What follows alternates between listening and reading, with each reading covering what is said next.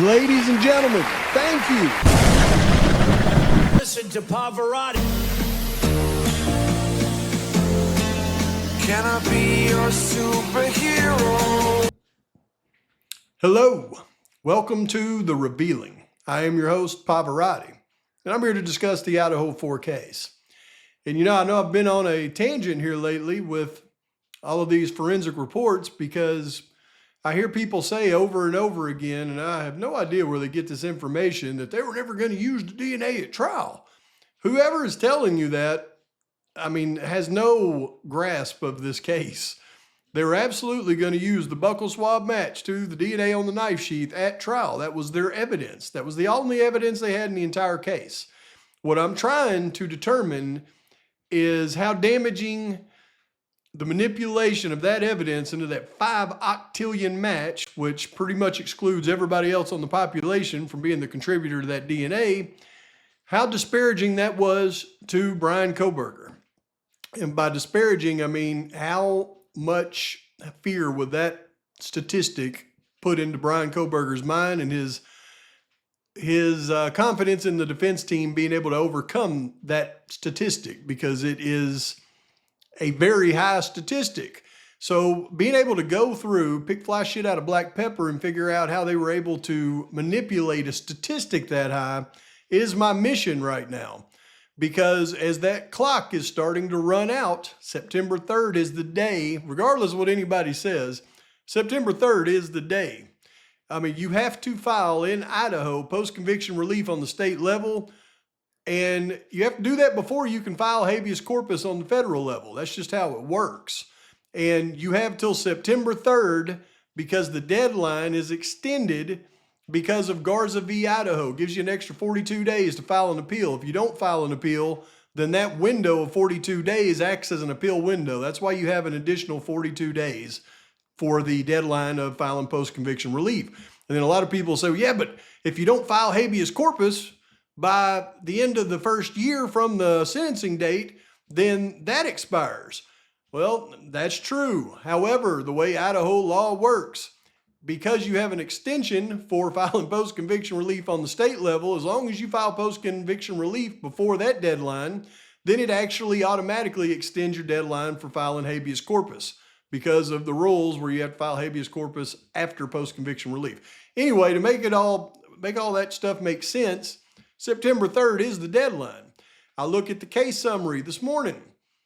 There hasn't been anything since April 15th, and that was on restitution. There hasn't been any word of unsealing any documents since December 18th. That cannot be just a meaningless thing. It can't be. There's no reason for them to keep these records from being unsealed at this point, and there's no reason to go almost 6 months before you unseal the next set of records. Something has to be happening, in my opinion. And because of that, I feel like it's my duty, all of our duties, to try to make sure that the best possible arguments can be made in this thing, and anything that we can contribute is contributing.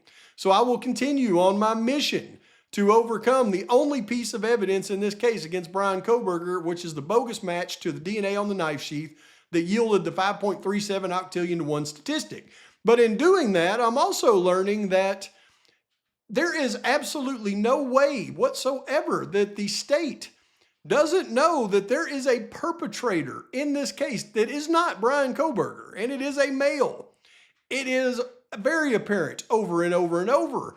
A lot of people can point to, well, there was hair in Dana's hand. That's the biggest piece of evidence. Possibly. They excluded Kohberger from all that. The blood on the handrail, unknown male B. We know that's not Kohberger. It's in the midst of other blood samples. That is a huge sample. The D on the glove outside, L5 fingerprint. But it turns out that's not even close to all the evidence they have of another perpetrator in this case that they've compared evidence against. And learning these lab reports proves that more and more. And I'm going to prove it on another level in this video. So I'm going to do this one two-part. One, show you the nefariousness. Continue to show you the nefariousness around the match to the DNA on the knife sheath, but also show you the nefariousness around the fact that they know there was another perpetrator. And I can't for the life of me accept the fact that the state would know there was another perpetrator in this case and just not pursue them because they were a college student. I'm sorry, I can't go there. The only thing it tells me is the state knows who the other perpetrator or perpetrators are. They've had their buccal swabs or had their DNA this entire time, and they match them to the evidence in this case unofficially, just by looking at it, which Ann Taylor absolutely nailed Riley Nolan down that she could absolutely do. So with all that being said, hold on to your hats, folks. Pav's got a barn burner for you. Let's roll. So we're going to go back to this. And again, I'll just keep kind of going through this. November 13th, the atrocity. The 16th, the sheath is submitted to the ISP lab.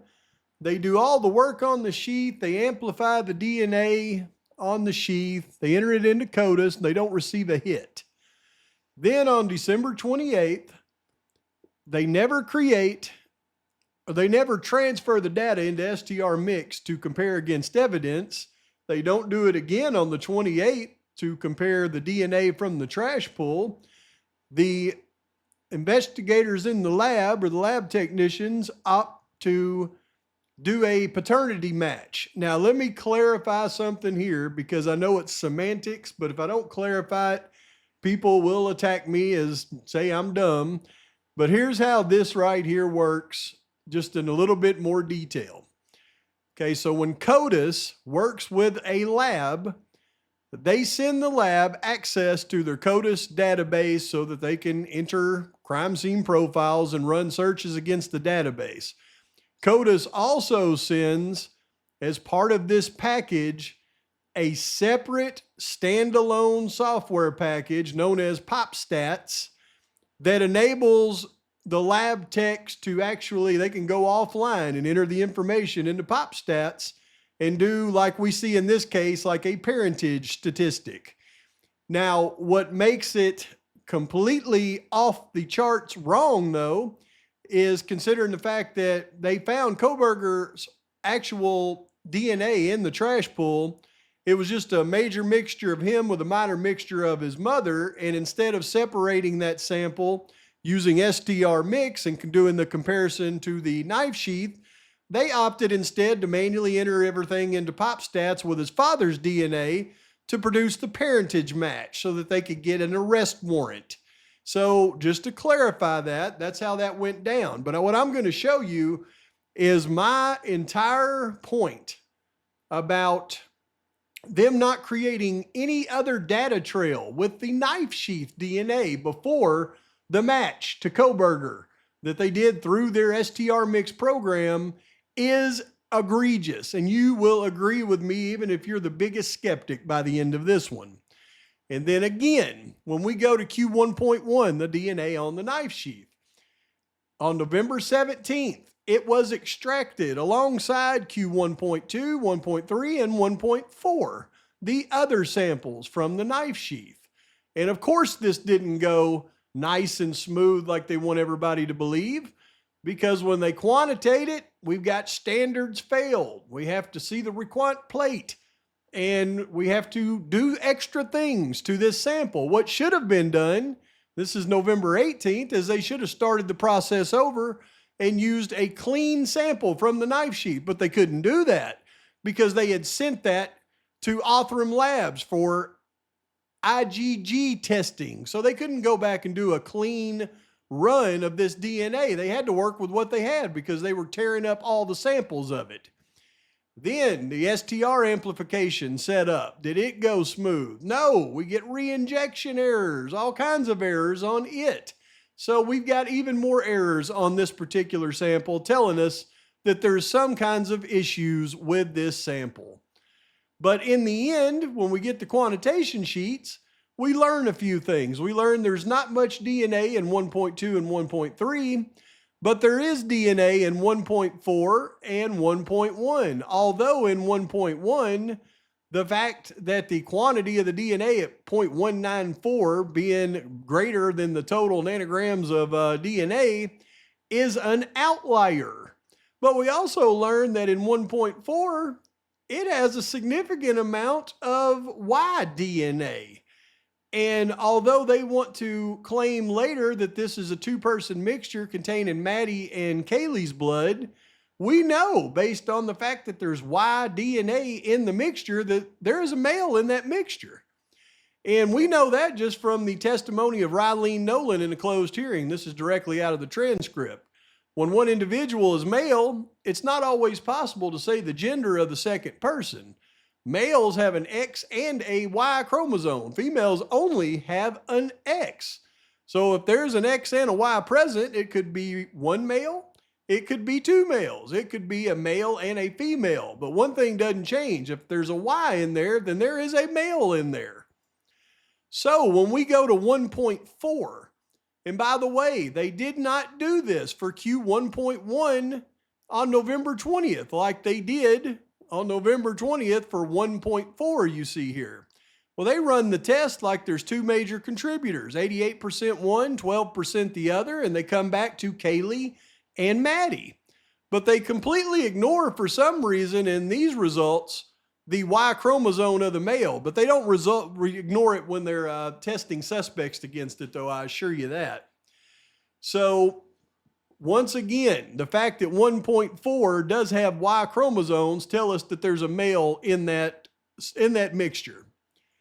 Now, it's not until the STR mix program creates the match from Kohberger's buccal swab S108 to Q1.1, the DNA on the knife sheath, through their STR mix program on February 3rd, 2023. Until this date, we never see the Q1.1 entered into STR mix and compared against any evidence. And some people will say, well, that's not a big deal, but I'm going to show you that it is a big deal. And one only has to go to report number 6 to learn how big of a deal it is, because this is the report that discusses Jose Cruz and the cigarette butts that they collected from his apartment. Now, what does it tell us right here? It tells us Jose Cruz is not the source of the DNA profile previously obtained from item 1.1. See report number 4, dated November 20th, 2022.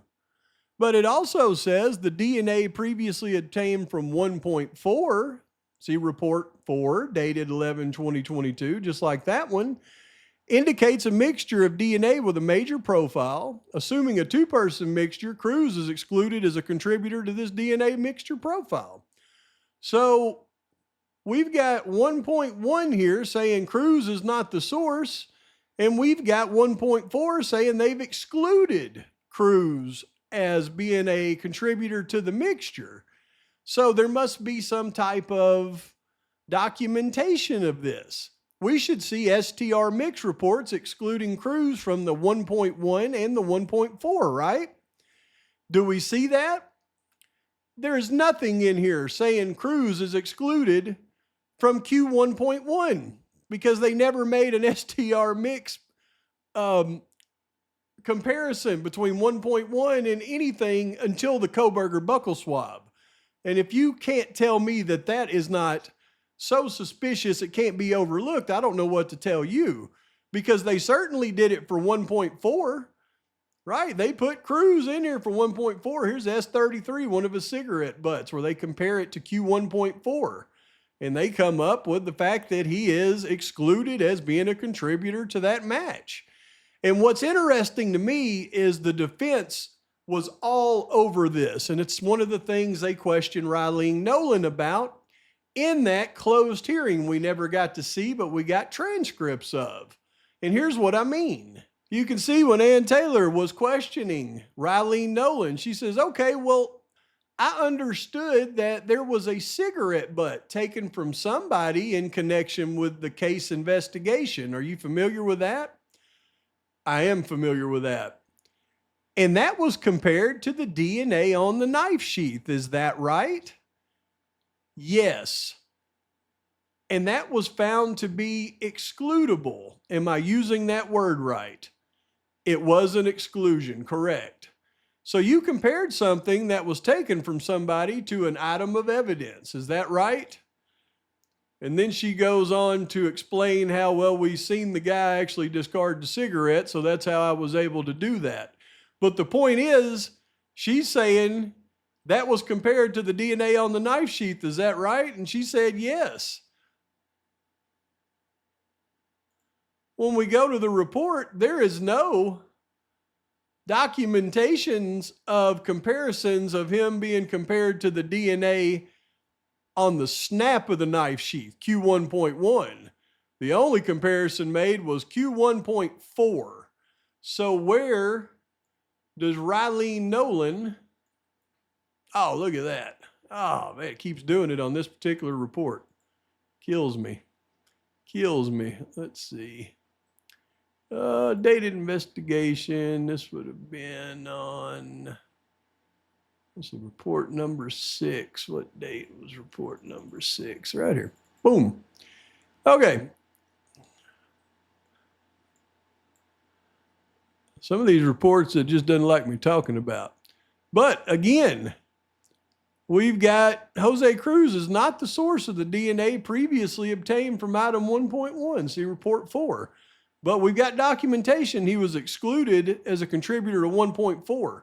So how did Riley Nolan know that Jose Cruz is not the source of the DNA previously obtained from 1.1?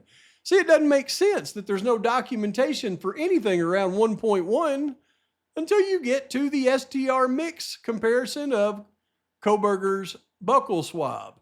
And if 1.4 was simply a mixture, let me show you here. Here's the original report on 1.4. And what did it say? It said that 1.4 is a mixture of DNA of Kaylee Gonzalez, and it's a mixture of DNA of Madison Mogan. All right, septillion, octillion. But then it goes on to, for some reason, exclude Ethan, Zana, and other people that we've already identified as Showalter, Decor, and Barenberg as being contributors to that mixture because they knew there was a male sample in that mixture. And blood on the back of a knife sheath having a male in there, I think would be pretty important to identify, don't you? Now remember, report number 26, they're going to go to profile previously obtained from item 1.4, the DNA on the back of the knife sheath. Again, they keep going two-person mixture, but they know that that DNA has a Y chromosome in it, so they know there's a male in it. They compare Kohberger against it. He was excluded as being a contributor, just like Jose Cruz. So they know that there is a male in the back of the blood on the knife sheath.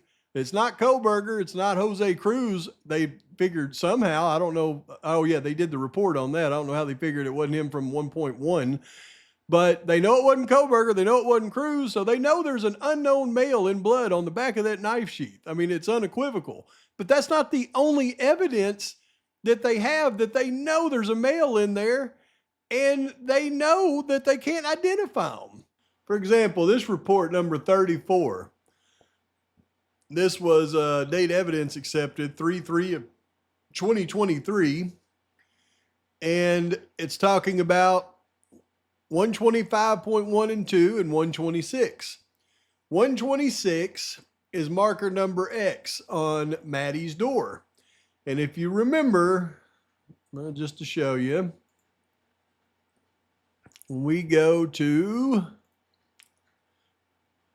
evidence samples,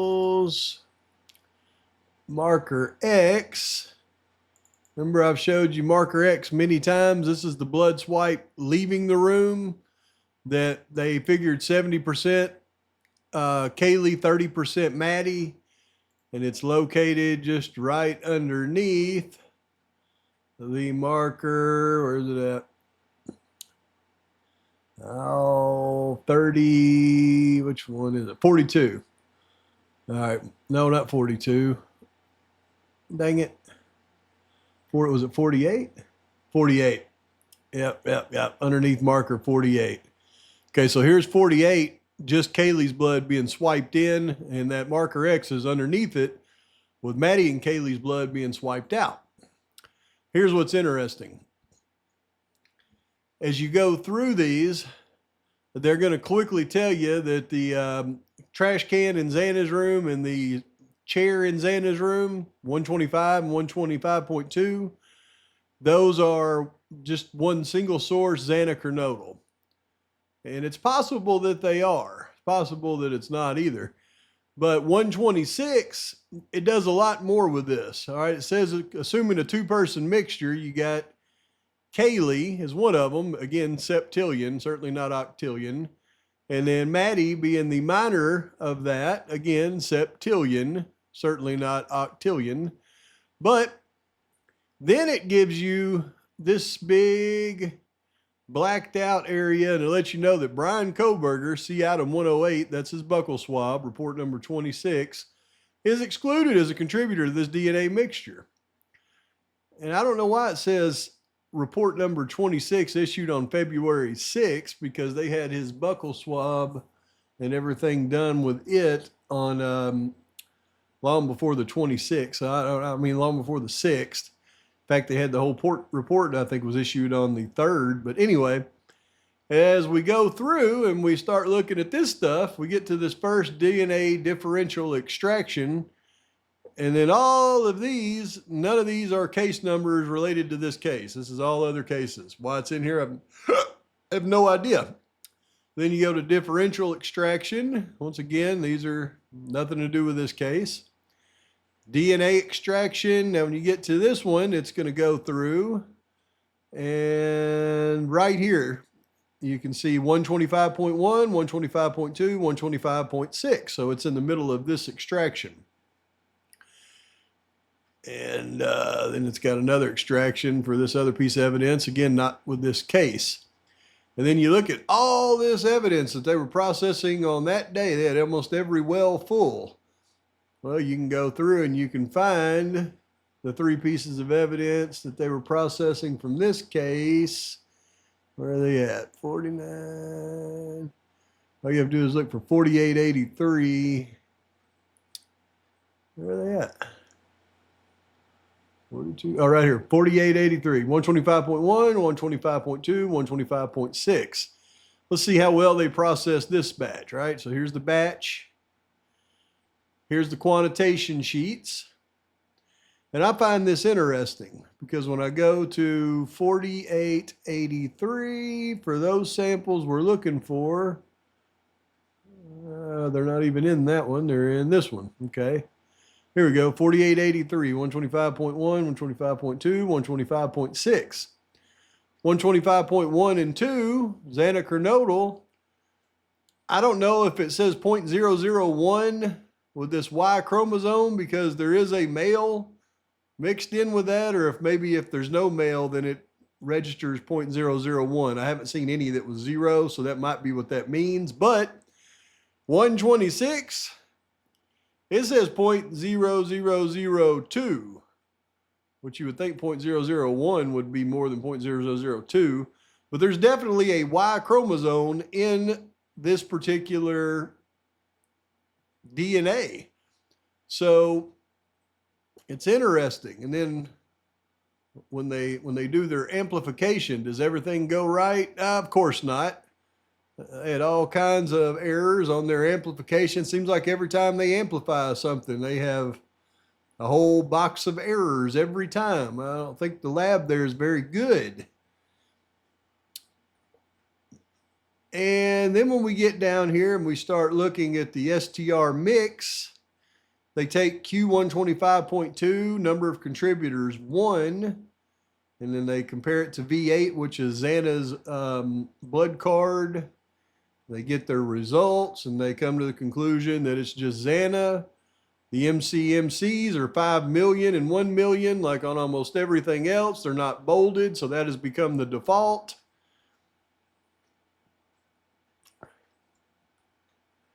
Then we get to 126. Now this one is the blood on Maddie's door.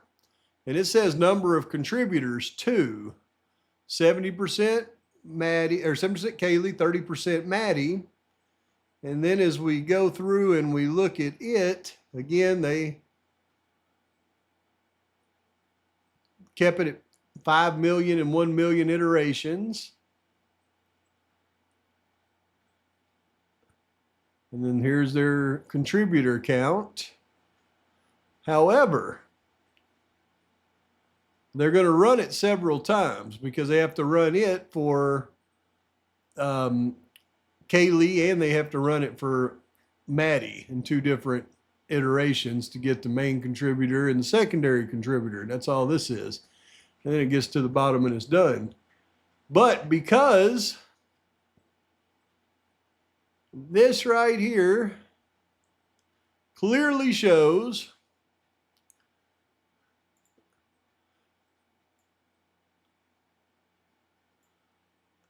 a Y chromosome, then you know that there is a male mixed in with Maddie and Kaylee's blood.